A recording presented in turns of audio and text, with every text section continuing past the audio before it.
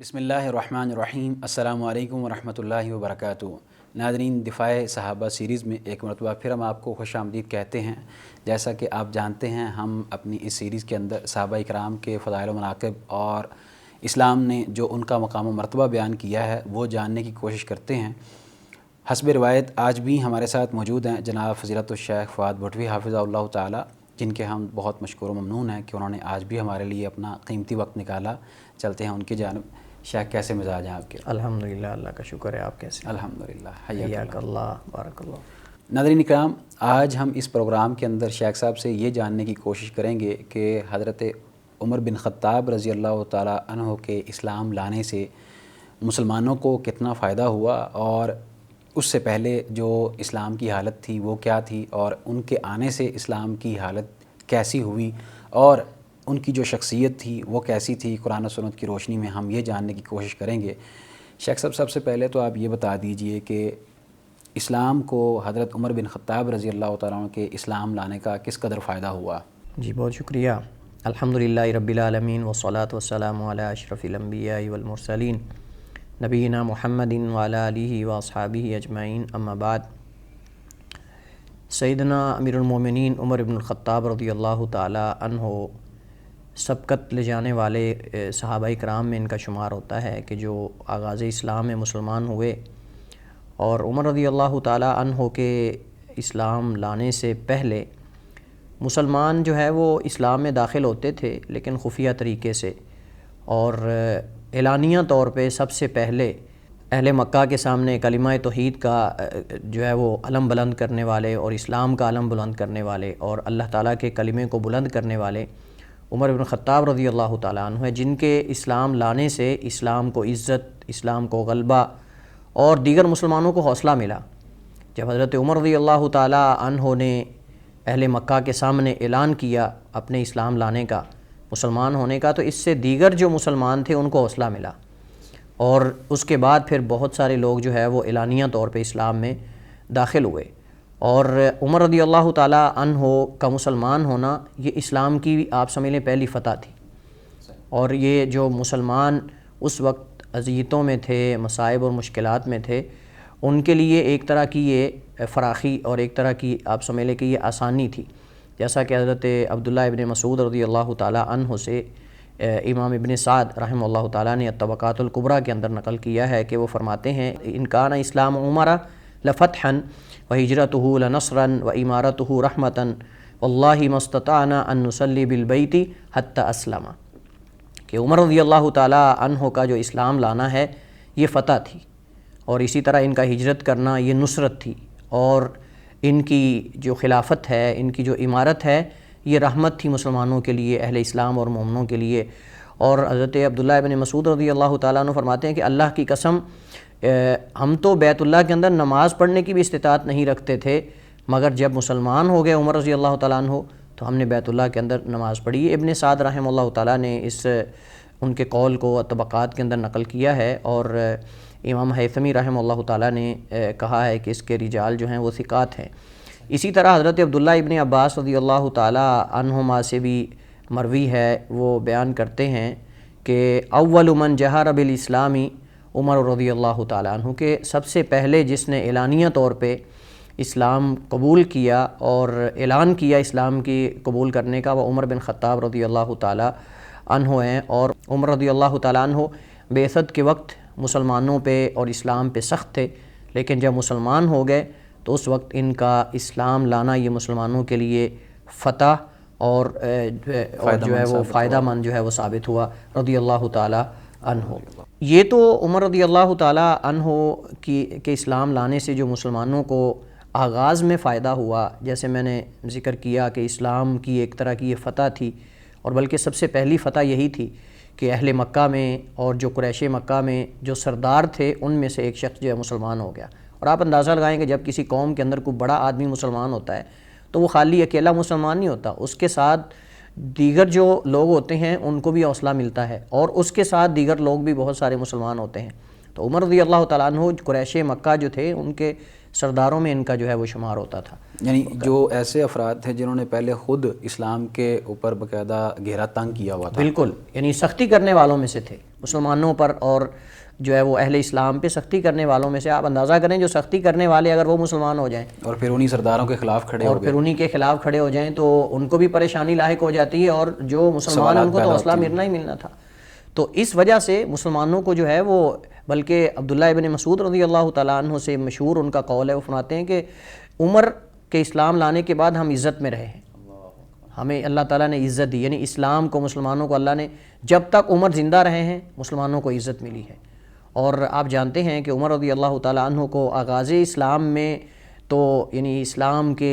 اور نبی علیہ السلام کی بعثت کے آغاز میں تو فائدہ ہوا ہی ہوا ہے، لیکن نبی علیہ السلام کی وفات کے بعد آپ دیکھیں کہ مسلمانوں کو کتنا فائدہ ہوا، کتنی فتوحات جو ہیں وہ ان کے دور خلافت میں ہوئیں، کتنے بڑے بڑے کام ہوئے، اور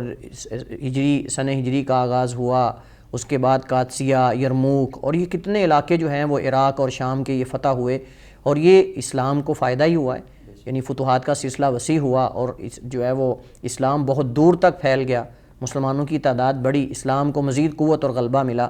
حتیٰ کہ جو ہے وہ دنیا کے بہت سارے حصے پر اسلام اور مسلمانوں کو غلبہ اور قوت ملی. اور وہی مسلمان جو ایک زمانے اور ایک دور کے اندر جو ہے وہ چھپ کر کلمہ پڑھا کرتے تھے، آج وہ پوری جو ہے وہ دنیا کے اکثر حصے کے اندر جو ہے وہ اسلام کا علم بلند کر رہے ہیں، اور جو ہے وہ اللہ تعالیٰ کی توحید کا پرچار کر رہے ہیں، اور آزادی کے ساتھ عبادت اللہ تعالیٰ کی کر رہے ہیں.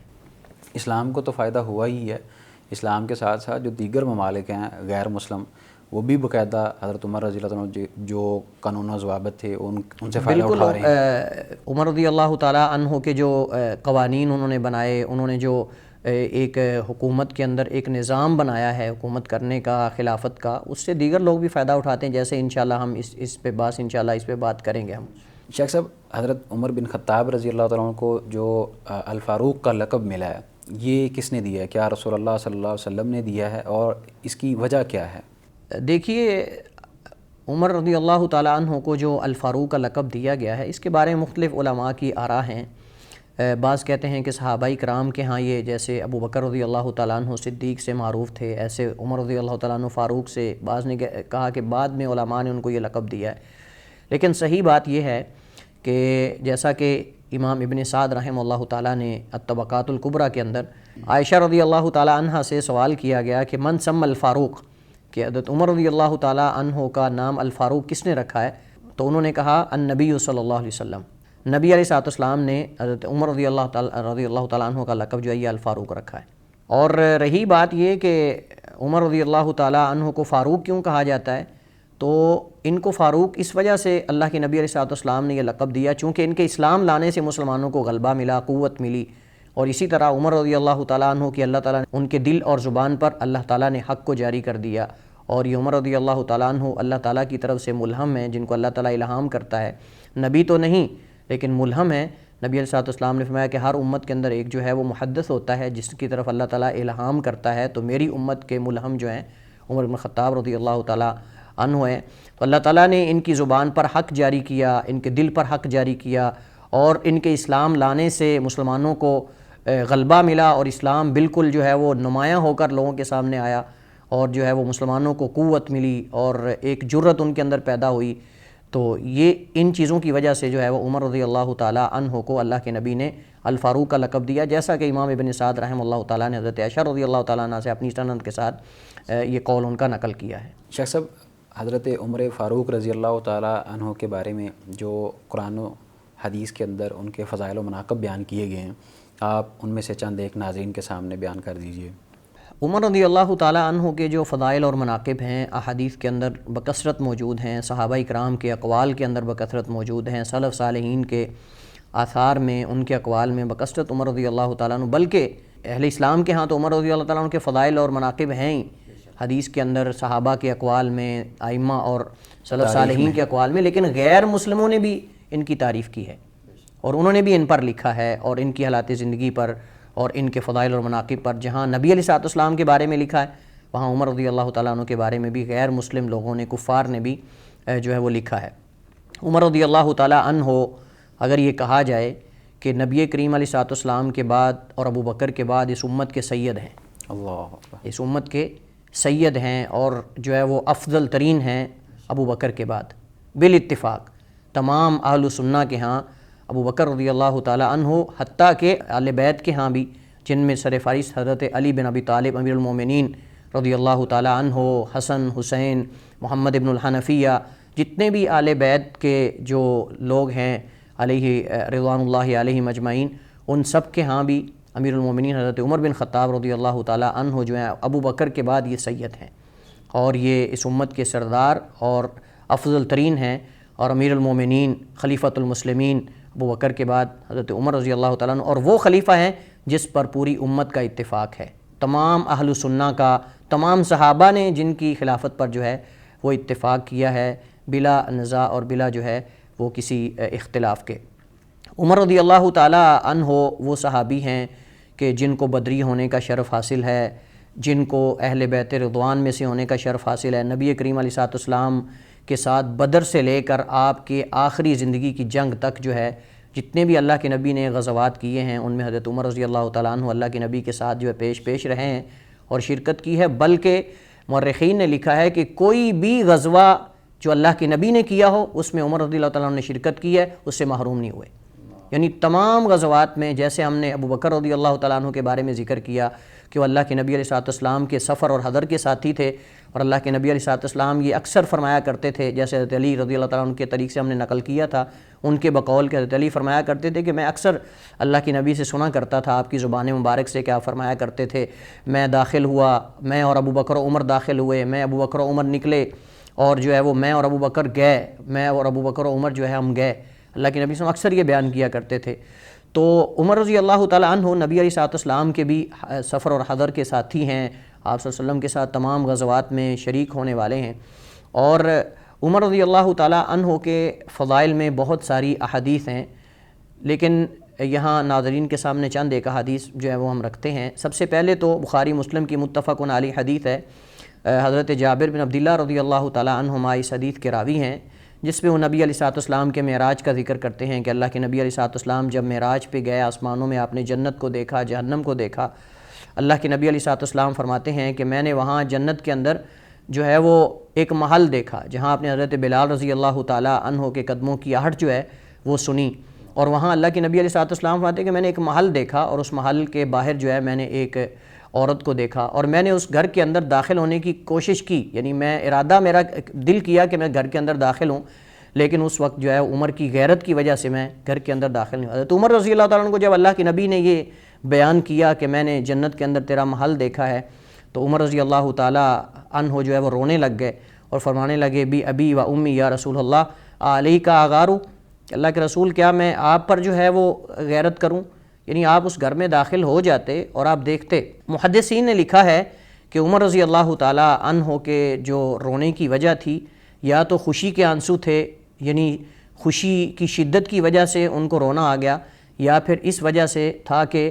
کاش کہ میں جلدی جنت کے اندر اس محل کے اندر پہنچ جاؤں، یعنی جنت کا جو ایک شوق اور ایک جو اشتیاق ہے ان کے دل کے اندر وہ پیدا ہوا، جس کی وجہ سے ان کی آنکھوں سے آنسو آ گئے اور فرمانے لگے کہ میرے ماں باپ آپ پہ قربان ہوں، کیا میں آپ پر غیرت کروں؟ تو یہ بہت بڑی فضیلت اور بہت بڑا مقام ہے کہ نبی کریم علیہ الصلوۃ والسلام جو ہے وہ کسی صحابی کو جو ہے وہ یہ بتا دیں کہ میں تیرا محل جنت کے اندر دیکھ کر آیا ہوں، اور یہ جنتی ہونے کی بشارت اور خوشخبری ہے۔ عمر رضی اللہ تعالیٰ عنہ جو ہیں آپ جانتے ہیں کہ عشرہ مبشرہ میں سے بھی ہیں، جن کو اللہ کے نبی علیہ الصلوۃ والسلام نے ایک ہی موقع پر آپ نے جو ہے وہ ایک وقت پہ ایک موقع پہ اللہ کے نبی علیہ الصلوۃ والسلام نے 10 صحابہ کرام کو جنت کی بشارت دی، اس وجہ سے ان کو عشرہ مبشرہ کہا جاتا ہے، وگرنہ اللہ کے نبی علیہ السلام نے بشارت تو اور صحابہ کرام کو بھی دی ہے، لیکن ان صحابہ کرام کو نبی علیہ الصلوۃ والسلام نے ایک ہی موقع پر اور ایک ہی حدیث کے اندر جو ہے وہ اللہ کے نبی نے جنت کی بشارت دی ہے۔ ان میں عمر رضی اللہ تعالیٰ عنہ، اور بھی کئی مقامات پہ اللہ کے نبی علیہ الصلوۃ والسلام نے جیسے سیدنا ابو بکر رضی اللہ تعالیٰ عنہ کو بشارت دی ہے، ایسے عمر رضی اللہ تعالیٰ عنہ کو بھی اللہ کے نبی علیہ الصلوۃ والسلام نے جنت کی بشارت دی ہے۔ اور ان کی فضیلت اور ان کے مقام کے لیے جو مشہور اور معروف حدیث ہے وہ حضرت سعد بن ابی وقاص رضی اللہ تعالیٰ عنہ روایت کرتے ہیں، اور یہ حدیث بھی بخاری اور مسلم کے اندر موجود ہے۔ معروف واقعہ ہے کہ نبی کریم صلی اللہ علیہ وسلم کے پاس کچھ قریش کی خواتین جو ہیں عورتیں بیٹھی ہوئی تھیں، اور وہ آوازیں بلند کر رہی تھیں، تو عمر رضی اللہ تعالیٰ عنہ جب آئے تو چھپ گئیں، پردے کے پیچھے چھپ گئیں، تو اللہ کے نبی علیہ الصلوۃ والسلام جو ہے وہ حضرت عمر کو دیکھ کر مسکرانے لگ گئے. تو عمر رضی اللہ تعالیٰ عنہ فرمانے لگے اضحک اللہ سنک یا رسول اللہ، اللہ تعالیٰ جو ہے وہ آپ کو اسی طرح خوش و خرم رکھے، کیا معاملہ ہے؟ تو اللہ کے نبی علیہ الصلوۃ والسلام نے فرمایا کہ یہ دیکھیں یہ شور کر رہی تھیں لیکن جب تمہیں دیکھا ہے تو چھپ گئیں. تو حضرت عمر رضی اللہ تعالیٰ عنہ فرمانے لگے اپنی جانوں کی دشمنوں، تم مجھ سے ڈرتی ہو لیکن اللہ کے نبی کائنات تمہارے پاس موجود ہیں، تم ان سے نہیں ڈرتی؟ تو وہ آگے سے جو ہے وہ آواز دے کر کہنے لگی کہ آپ سخت ہو اور اللہ کے نبی اتنے سخت نہیں ہیں، یعنی آپ اللہ کے نبی سے زیادہ سخت ہو، اس وجہ سے ہم جو ہے وہ چھپ گئی ہیں. تو اس وقت اللہ کے نبی علیہ الصلوۃ والسلام نے عمر رضی اللہ تعالیٰ عنہ کی فضیلت میں ایسے الفاظ کہے کہ اگر سونے کے پانی سے جو ہے وہ لکھے جائیں تو یہ اس کے قابل ہیں. ویسے تو نبی کی ہر بات ہی جو صحابہ کرام کے فضائل و مناقب میں آپ نے ارشاد فرمائی ہے وہ ہمارے لیے جو ہے وہ سر آنکھوں پر ہے اور اس کا مقام اور اہمیت ہے، لیکن یہ الفاظ اگر کسی صحابی کے بارے میں اللہ کے نبی فرما دیں تو میرے خیال میں یہ ایک ہی حدیث کافی ہے. اور خصوصاً ان لوگوں کے لیے کہ جو صحابہ کرام پہ سب و شتم کرتے ہیں، لعن طعن کرتے ہیں، طعن و تشنیع کرتے ہیں اور انہیں جو ہے وہ مختلف قسم کے طعنے دے کر ان کی شان میں تنقیص جو ہے وہ کرنے کی کوشش کرتے ہیں اور مسلمانوں کے دلوں سے ان کا جو ایک مقام ہے اس کو نکالنے کی کوشش کرتے ہیں. اللہ کے نبی علیہ الصلوۃ والسلام نے اس وقت ارشاد فرمایا والذی نفسی بیدی ما لقیک الشیطان قط سالکا فجا الا سلک فجا غیر فجک، کہ اس ذات کی قسم جس کے ہاتھ میں میری جان ہے، اگر شیطان بھی کہیں راستے میں تمہیں مل جائے تو تمہیں دیکھ کر وہ تمہارے راستے کے علاوہ دوسرا راستہ اختیار کر لے اور راستے کو چھوڑ دے. اور یہ حدیث جو ہے عمر رضی اللہ تعالیٰ عنہ کی فضیلت میں ایک حدیث ہی کافی ہے کہ شیطان بھی حضرت عمر رضی اللہ تعالیٰ عنہ سے ڈرتا تھا، خوف کھاتا تھا اور جو ہے وہ جس راستے پہ عمر آ رہے ہوتے تھے وہ اس راستے سے ہٹ کے راستہ اپنا بدل لیتا تھا. تو حضرت عمر رضی اللہ تعالیٰ عنہ کی فضیلت کے لیے یہ حدیث جو ہے وہ صحیح بخاری اور مسلم کے اندر موجود ہے. اسی طرح جامع ترمذی کے اندر نبی کریم صلی اللہ علیہ وسلم کی ایک حدیث ہے کہ اللہ کے نبی علیہ الصلوۃ والسلام نے فرمایا لو کان بعدی نبی لکان عمر، کہ اگر میرے بعد کسی نے نبی بننا ہوتا، یعنی نبوت میں خاتم النبیین ہوں، اللہ کے نبی فرماتے ہیں میں خاتم النبیین ہوں، لیکن اگر کسی نے میرے بعد نبی بننا ہوتا لکان عمر، تو یہ عمر رضی اللہ تعالیٰ عنہ ہوتے. یعنی اگر نبوت کی گنجائش ہوتی تو عمر رضی اللہ تعالیٰ عنہ ہوتے. لیکن عمر رضی اللہ تعالیٰ عنہ اگرچہ نبی نہیں تھے لیکن اللہ تعالیٰ ان کو الہام کرتا تھا، اللہ تعالیٰ نے ان کی زبان پر متعدد مقامات پہ حق کو جاری کیا، ان کے دل پر حق کو جاری کیا اور اللہ تعالیٰ نے جو ہے وہ کئی ایک مقامات پہ عمر رضی اللہ تعالیٰ عنہ کی تائید کی، اور جو عمر رضی اللہ تعالیٰ عنہ مشورہ دیتے تھے اللہ تعالیٰ اس کے مطابق جو ہے وہ قرآن کریم اور وحی جو ہے وہ اتارا کرتا تھا. بہت شکریہ شیخ، اللہ تعالیٰ آپ کے علم میں مزید برکت نازل فرمائے. ناظرین کرام، یہ تھا ہمارا آج کا پروگرام جس کے اندر شیخ صاحب نے سیدنا عمر بن خطاب رضی اللہ تعالیٰ عنہ کے فضائل و مناقب بیان کیے. انشاءاللہ ہم اس کے اوپر مزید سوالات کریں گے اور ان کے مزید جو فضائل و مناقب ہیں اور آپ کے اگر کسی قسم کے کوئی سوالات ہوں تو وہ بھی آپ کر سکتے ہیں. تب تک کے لیے آپ ہمیں دیجیے اجازت. اللہ حافظ.